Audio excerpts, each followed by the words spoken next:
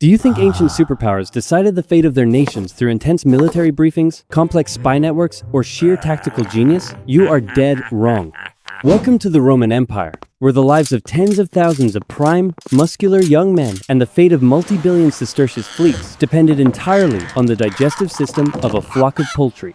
Yes, you heard that right. Today, we are going to dissect the Battle of Drepana, the most ridiculous military disaster in world history, where a salty Roman admiral decided to beef with a bunch of chickens and ended up sending his entire fleet to sleep with the fishes. To understand this glorious mess, we need to rewind the clock back to the First Punic War.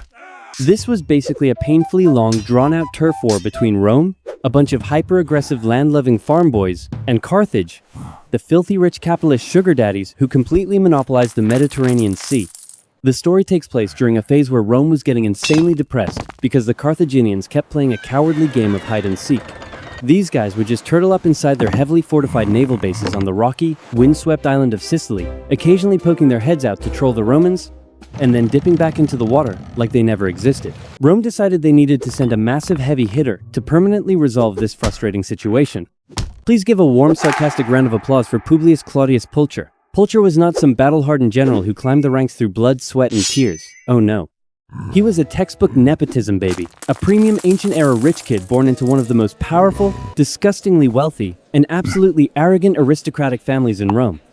Pulcher was the kind of guy who was born with a silver spoon shoved so far down his throat he choked on privilege. He wore impeccably polished, jewel-encrusted armor, had a massive main character syndrome, and absolutely despised taking orders or waiting for anyone. And this arrogant rich kid cooked up a tactical plan that sounded incredibly stealthy and dangerous. He decided to use the thick, cold, foggy cover of the night to drag his massive Roman fleet into a surprise raid right on the Carthaginian naval base of Drepana. His master plan was to slither in like ghosts of the sea, absolutely demolish the enemy while they were busy snoring in their beds, and snatch all the glorious clout for his family tree.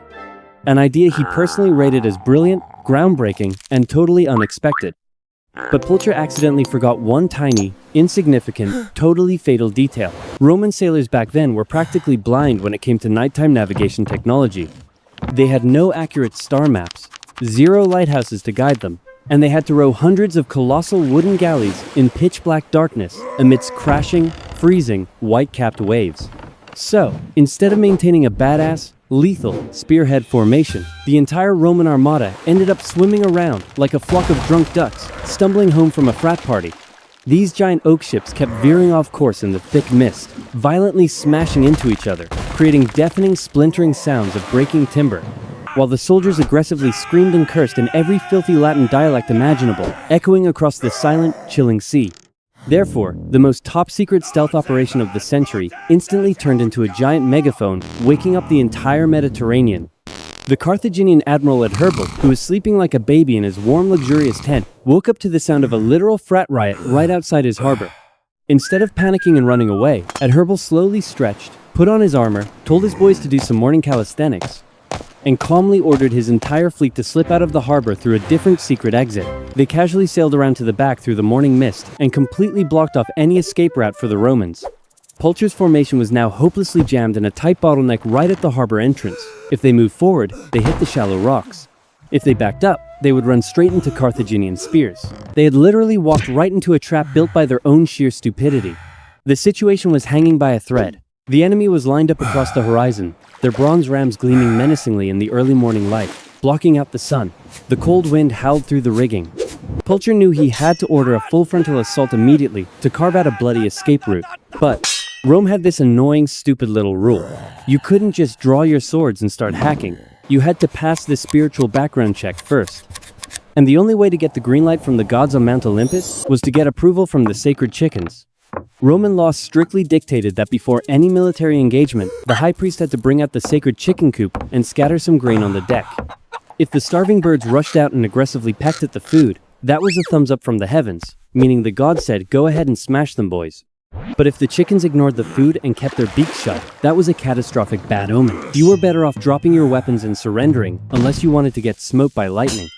So, right in the middle of this absolute boiling point, with enemy swords literally at their throats, thousands of muscular Roman Marines had to drop their oars, hold their breath in the freezing wind, and wait to watch a bunch of poultry eat breakfast. The trembling priest, sweating profusely despite the cold, carried the gilded wooden cage to the front of the ship, respectfully tossing the most premium, golden grains onto the damp, salty wooden deck. Every single panicked eye widened, staring intensely at the shivering chickens. The silence was agonizing. And the tragic irony delivered a fatal blow. These chickens had been locked in a cramped, suffocating, stinky hull, violently tossed around by freezing ocean waves all night long during a storm. They were insanely seasick, their guts were doing backflips, and they had been puking their brains out for hours. Who the hell wants to eat in that condition? The flock looked at the scattered grain with dead, glassy eyes, let out a few exhausted, pathetic clucks, collectively turned their feathery butts to the priest, and went back to sleep. The atmosphere across the entire fleet dropped into a terrifying, awkward silence, leaving only the sound of crashing waves against the hulls. The high priest, his face completely drained of blood, slowly turned to the rich kid Poultry, with absolute despair in his eyes, and tearfully reported, "My lord, the chickens refuse to eat. The gods forbid us to fight." Poultry's face turned from a pale white to a boiling, furious shade of crimson. The thick veins on his forehead bulged so hard, they looked as if they were about to violently explode out of his skull. He looked at the trembling high priest, then looked down at the violently seasick, pathetic chickens, and then looked out at the massive Carthaginian fleet that was slowly closing in, their heavy oars hitting the freezing water in a terrifying, synchronized rhythm of impending doom. He completely snapped. This was a man who had never been told no in his entire privileged, pampered life, and he certainly was not going to take a no from a bunch of nauseous poultry. He stormed over to the sacred wooden cage, his heavy bronze-armored boots stomping loudly against the damp, slippery wooden deck. He aggressively reached in and grabbed the terrified chickens by their scrawny little necks.